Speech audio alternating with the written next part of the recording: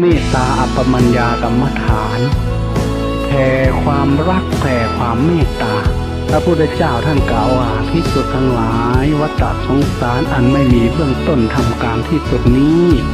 ไม่มีสัตว์ใดจะไม่เคยเป็นพี่เป็นน้องเป็นพ่อเป็นแม่เราเลยฝึกเมตตาขึ้นมาเมตตาอัปปมัญญาไม่มีเบื้องต้นไม่มีประมาณนะแผ่เมตตาไปไม่มีประมาณเบื้องต้นเบื้องล่างเบื้องขวาง